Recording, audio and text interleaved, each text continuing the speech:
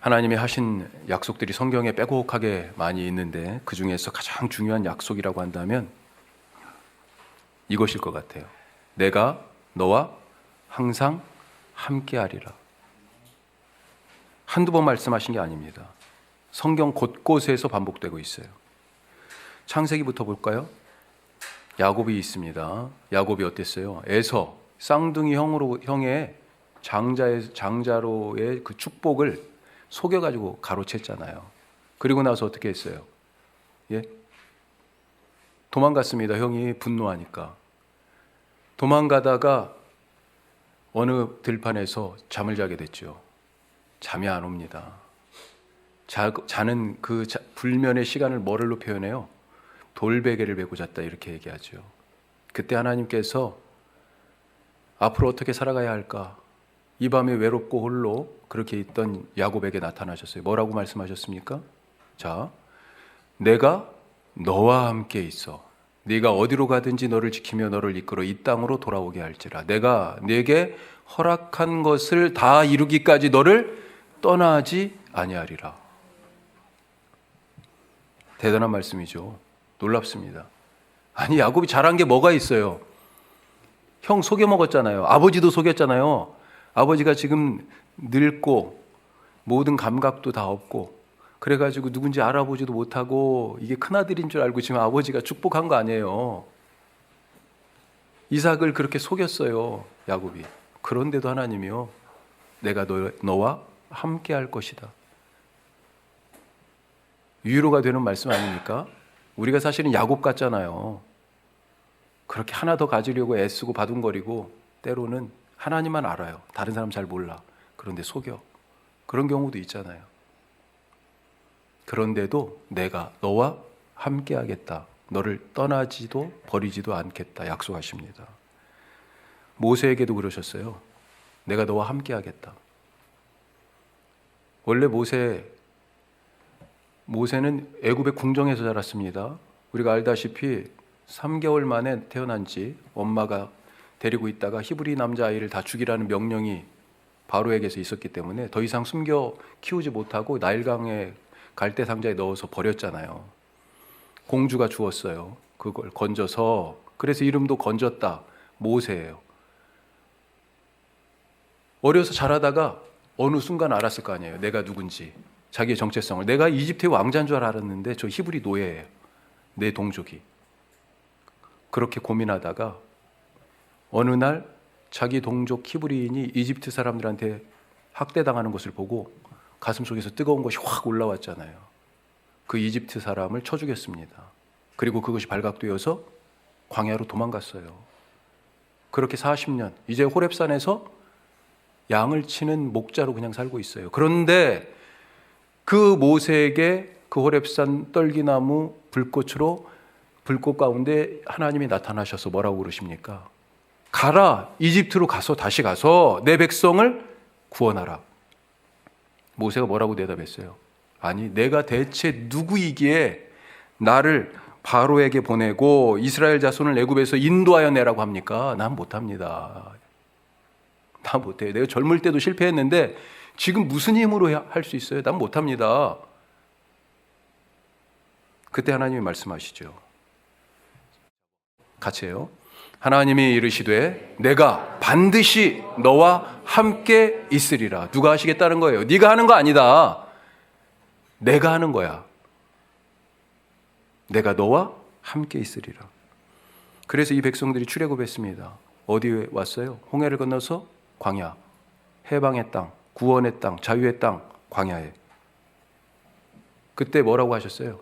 시내산에서 만나주시고 나서 뭘 명하셨어요?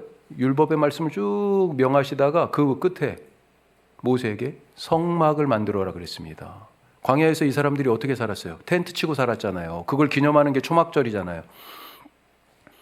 그 이스라엘 사람들이 텐트 치고 살던 그 한 가운데 하나님의 집, 성막을 지으라고 하신 것입니다. 이유가 뭘까요?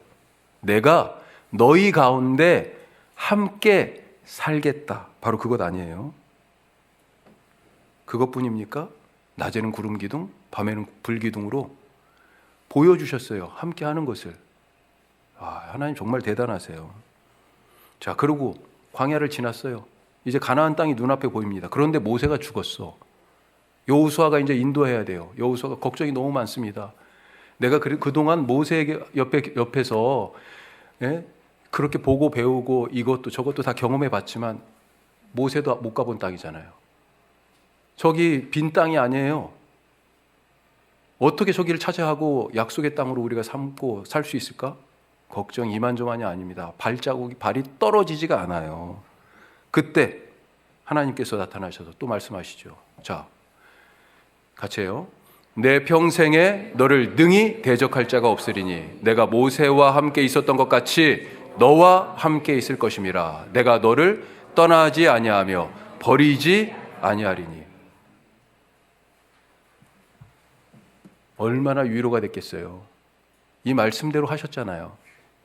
이것뿐입니까? 하나만 더 보죠. 다윗이 왕이 됐습니다. 그런데 왕이 될 때까지 사실 얼마나 힘들었어요. 골리앗을 죽인 다음에 갑작스럽게 탁 이스라엘 대중들 앞에 등장했습니다. 사울의 눈에 들었어요. 사울이 사위도 삼았고 자꾸 전쟁터에 보내는데 보낼 때마다 가서 이기고 오네요. 사람들이 환호하죠. 사울은 천천히요, 다윗은 만만이다. 그러다가 오해를 샀죠. 야, 저놈이 내 자리를 노리겠구나. 사울왕이 의심하기 시작했습니다. 자기의 신복 장수고 심지어는 사위인데도 그래서 어떻게 해요? 군사를 풀어가지고 다윗을 죽이려고 그러잖아요. 도망갔습니다. 유대 광야를 떠돌다가요. 그것도 안 돼가지고 블레셋으로 피신했어요. 그것도 안 돼가지고 다시 유대로 왔다가 이제는 반대로 요단강을 건너서 모압 땅으로 도망갔어요. 그리고 또 다시 하나님이 가라고 그러니까 또 유대 광야로 또 왔어요. 그렇게 쫓겨다니다가 결국은 사울왕이 죽죠. 다윗이 죽인 게 아닙니다. 전투하다가 죽었어요. 블레셋하고. 그리고 나서 다윗이 드디어 왕이 됩니다. 왕이 되고 나서 예루살렘, 그때는 예루살렘이 여부스라고 하는 족속이 살고 있던 도시였어요. 그런데 다윗이 그 예루살렘을 차지하고 이제는 다윗성이다. 사람들이 그렇게 부르고 시온이라고 부르고 예루살렘이 이제 다윗성이 된 거예요. 왕이 되어서 이 예루살렘 다윗성에서 가장 먼저 한 일이 뭐예요? 여호와의 임재를 뜻하는 언약궤가 그동안 방치되어 있었는데 20년 이상을 그걸 가져온 거예요. 나는 하나님과 함께 해야 되겠다. 그런 고백이죠. 하나님이 여기 계셔야만이 되는데, 그런데 여호와의 언약궤를 다윗성에 딱 갖다 놓았을 때 하나님이 이렇게 말씀하십니다. 자, 보세요. 같이 해요. 내가 가는 모든 곳에서 내가 너와 함께 있어 내 모든 원수를 내 앞에서 멸하였은즉. 이게 잘 보면요, 미래형이 아닙니다. 과거형이에요. 하나님이 이미 다윗과 함께하고 계셨다는 거예요. 너 가는 모든 곳에서 내가 너와 함께 있어 내 앞에서 네 눈앞에서 네 대적을 내가 이미 멸했다. 너와 함께해서 앞으로도 그럴 것이다. 내가 너와 함께하리라, 이 말씀으로요 성경 전체가 빼곡합니다. 사실은 한두 번 말씀하신 게 아니에요. 누구에게 주신 약속입니까? 바로 나에게 주신 약속이에요. 내가 야곱이고 내가 요셉이었고 내가 모세고 내가 여호수아고 내가 다윗입니다. 나한테 주신 말씀이잖아요. 자, 그러니까 하나님의 소원이 뭡니까? 하나님의 소원, 우리랑 함께하고 하시는 것이 하나님 소원입니다. 그러니까 맨날 입만 열시면 하나님이 내가 너와 함께할게, 내가 너와 함께할게 말뿐만 아니라 실제 그러셨잖아요. 그래서 예수님 보내주셨잖아요. 하나님은 한 번도 우리를 떠난 적이 없으시고 늘 우리 곁에 함께 계시는데, 그런데 우리는요 자꾸 하나님 떠나요. 그래서 하나님이 당신의 종 선지자들을 보내서 야, 돌아와, 좀 제발 돌아와, 그렇게 부르시지 않았습니까? 그런데도 어떤 때는 잠깐 왔다 또 가요. 누구는 아예 올 생각을 안 해요.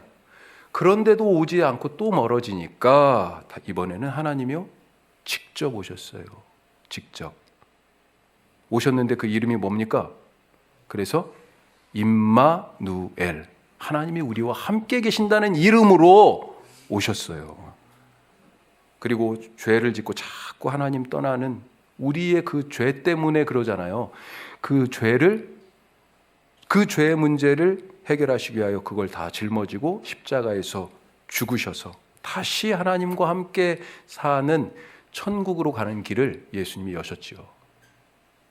그것뿐입니까? 부활하신 예수님이 제자들 떠날 때 뭐라고 그랬어요?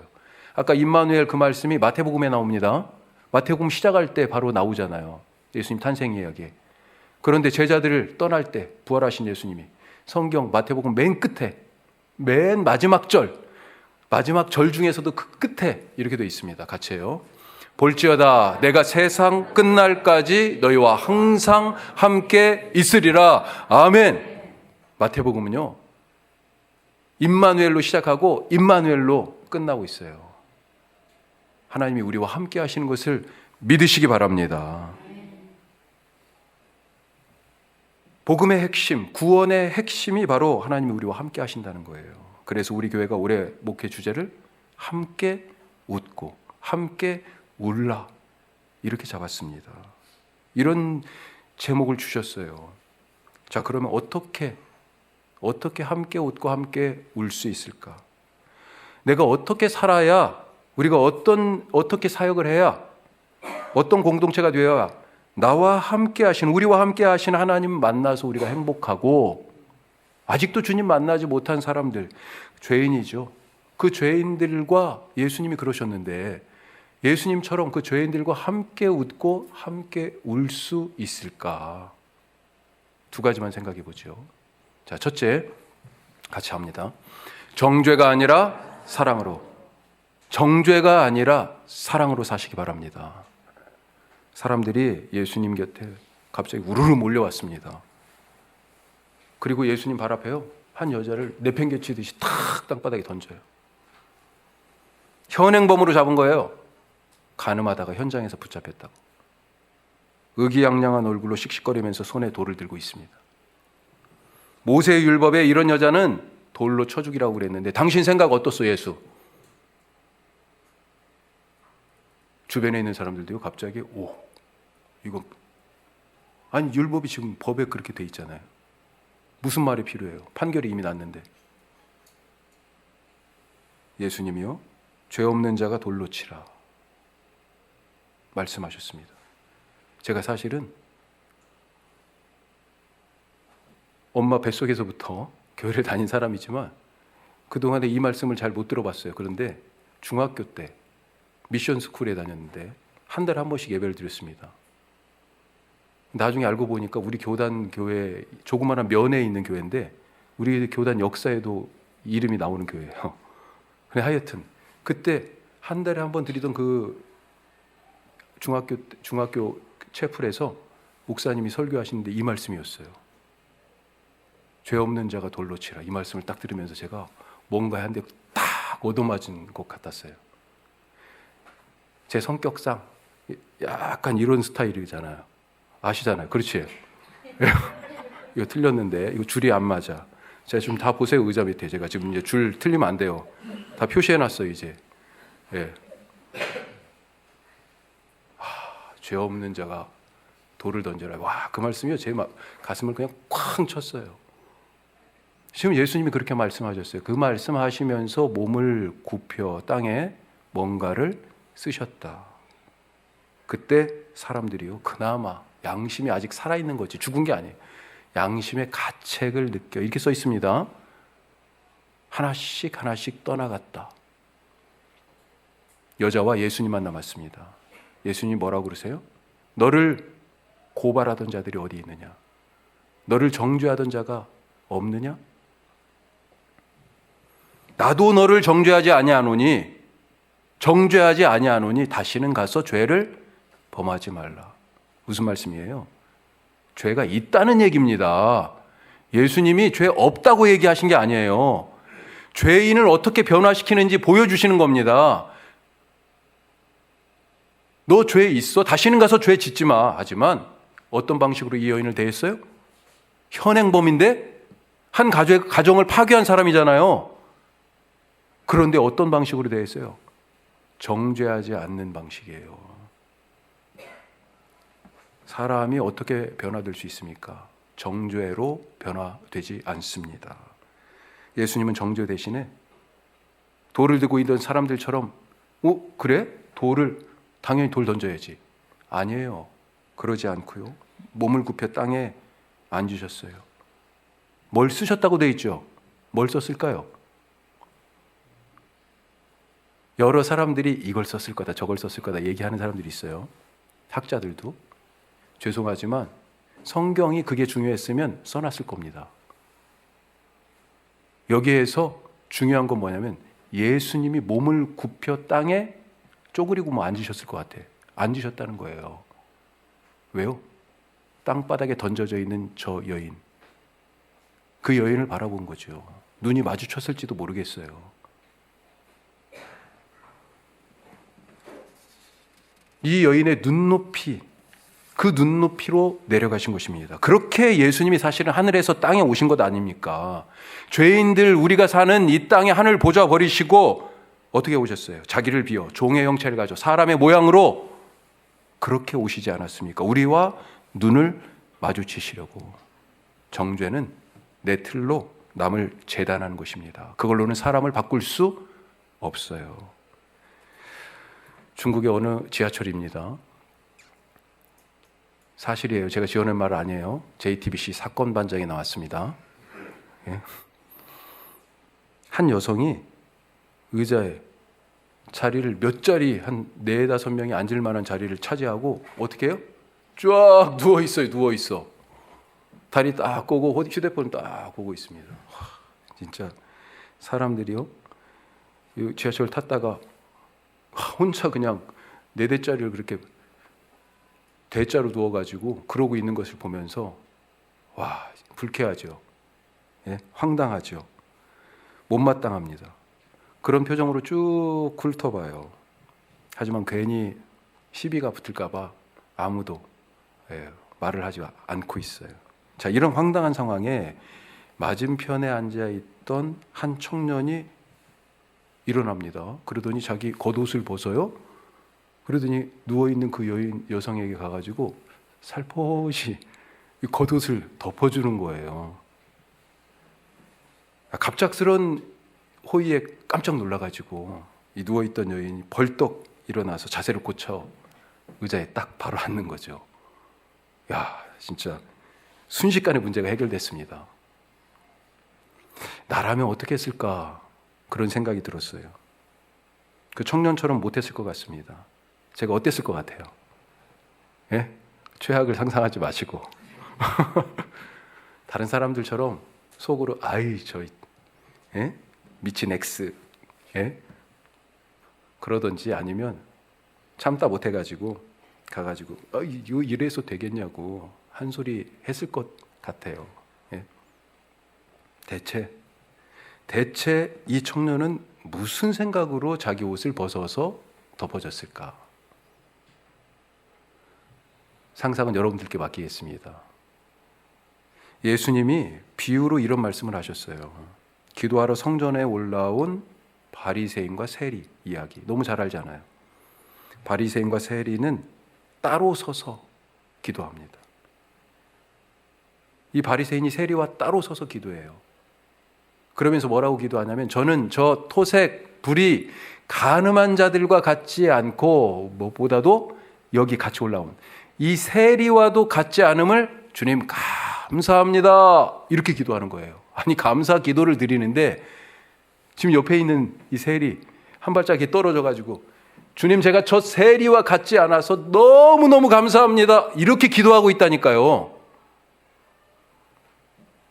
자기 눈에 자기만 의롭고 같이 성전에 올라온 기도하러 온 저 세리는 죄인입니다. 이거 정신승리 끝판왕 아닙니까? 예? 자기 입으로 자기가 얼마나 교만한 죄인인지 그걸 말하고 있어요. 그걸 모르는 거지 자기. 나는 의롭다라고 생각하는데 하나님이 보실 때는 네 입으로 네가 교만하다고 얘기하는 거야. 그거 아니에요. 따로 서서 기도했잖아요. 멀찌감치 성전에 같이 올라왔는데 하나님의 집에 왔는데 따로 서 있어요. 함께 있지 못합니다. 이게 신앙이에요? 이게 기도하는 자의 자세입니까? 교회에서 가끔 목사님, 저는 저분하고 같이 못 하겠어요. 같은 사역, 같은 구역 못 하겠어요. 정말로 아주 가끔 이런 분이 계셔요. 그런데 사실은 다 그런 건 아니지만 그분 때문에 다른 분들이 힘들어하세요. 그렇게 말하는 분 때문에. 자기를 몰라요. 정죄하는 자는 함께 있을 수 없습니다. 사랑하는 자가 함께하는 자입니다. 죄를 이기는 것은, 사람을 변화시키는 것은 정죄가 아니라 사랑인 것을 믿으시기 바랍니다. 왜요? 사랑이신 하나님이 거기 계시기 때문에. 자, 두 번째 같이 합시다. 거짓이 아니라 진실하게, 거짓이 아니라 진실함으로 사시기 바랍니다. 이런 얘기 드릴 때마다 좀 민망하기도 하고 이제는 그만 드려야 되겠다 싶은 생각도 드는데, 서울에, 이것도 제가 지어낸 얘기가 아니에요. 서울의 어느 교회 집사님 얘기예요. 매일 새벽 기도도 열심히 드리시고 교회에 무슨 일 있어요 그러면 그 일에 적극적으로 참여하시는 열심히 크신 분이었고, 또 장애인 단체에서 봉사도 하고 그래서요, 참 신실하시다 이런 이야기를 듣는 분입니다. 사는 것도 보니까 엄청 잘 살아요. 강남의 유명한 주상복합 아파트에 살고 있고, 뭐 차도 뭐 당연히 외제차고, 자식들은 지금 유학 중이에요. 사람들이 보기에는 야, 신앙생활도 잘하고 저렇게 잘 사는 거 보니까 하나님께서 주신 복 받아서 성공한 사람이다, 평판이 참 좋았습니다. 그런데 이 집사님 얼마 전에 징역 15년에 구형을 받았어요. 중형을 받았어. 수감됐어요. 자기 좋은 이미지 이용해서 교인들 53명한테 투자를 받았습니다. 500억이 넘는 돈을 꿀꺽했어요. 물론 완전히 통째로 삼킨 건 아닌데, 사람들에게 이런저런 말로 자기의 이미지에 좋은 평판을 만들어 놓고 그런 신뢰를 이용해서 투자를 받고 그걸 꿀꺽 해버렸다니까요. 뭐라고 했냐면 하나님이 고수익을 보장한다. 투자를 주저하는 사람들한테 기도의 힘을 믿으라 그랬다는 거 아니에요. 뭐 단지 이 말만 했겠어요? 그 이 말을 하기까지 과정이 있었겠죠. 거기에다가 그래도 주저하니까 지금 신앙 안에서 만난 사람 아니에요. 하나님이 보장하신다고, 기도하자고. 그 돈으로 그 비싼 집, 차, 자식들, 자기 먹고 사는 거, 그런데 대부분 썼어요. 붙잡혔습니다. 뭐라고 한 줄 아십니까? 이렇게 되어 있습니다. 내 이웃에게 거짓 증거하지 말라는 계명을 어기게 하는 것을 뉘우친다. 누가 어겼다는 거예요? 내 이웃에게 거짓 증거하지 말라는 계명을 어기게 한 것. 피해자들이 거짓 증거하고 있다는 겁니다. 십계명 어기고 있다는 거예요. 자기에 대해서 거짓말하고 있다는 거예요. 그런 죄를 짓게 자기가 했기 때문에 그거 뉘우친대요. 이게 무슨 얘기예요? 말도 안 되는 얘기를 하고 있잖아요. 내가 잘못했습니다. 내 욕심 때문에 다른 사람들 눈에 피눈물 나게 했습니다. 이렇게 회개하는 게 아니고, 내가 거짓말했습니다. 이거 되지 않는 사업인데, 그렇게 고백하는 게 아니고요. 저 사람들이 나에 대해서 거짓말하고 있어요. 저 사람들이 지금 죄를 짓고 있는 거예요. 나와 관계돼서 그렇게 죄를 짓고 있기 때문에 그거 아쉽다. 그렇게 얘기하고 있습니다. 지금까지 신앙생활 위선이고 거짓입니다. 진실이 하나도 없는 사람이에요. 나 웃고 나 먹고 살겠다고 다른 사람 배골게 하고 다른 사람 눈에서 피눈물 나게 하는 그런 짓을 했어요. 대체 새벽에 나가서 무슨 기도 드렸을까요? 교회 봉사는 그렇게 왜 열심히 한 거예요? 다 가짜입니다. 거짓이에요. 목적이 따로 있어서 그걸 감추고 거짓으로 봉사하고 거짓으로 기도했다고밖에 볼 수가 없어요. 그걸로 어떻게 사람들과 함께 웃고 함께 울겠어요? 나는 웃자 하고 지금 다른 사람은 울게 만드는 사람이죠. 하나님과 함께하는 것, 그것이 바로 구원입니다. 임마누엘의 예수님이 바로 그 구원 주시려고 나에게 오셨습니다. 그렇게 예수님이 나와 함께 웃고 함께 우시면서 하나님이 여기 계셔, 세상 끝날까지 너와 함께 계셔, 이 모든 것을 이루시고 지키실 때까지 떠나지 않으실 거야, 그렇게 약속하시는데, 우리가 그 말씀 듣고 그 은혜 받고 살아가고 있는데 우리는 내 옆에 외롭게 혼자 있는 그런 사람은 없습니까? 혼자 울고 뭔가를 이루었는데 아무도 축하해 주지 않는 그런 사람은 없어요?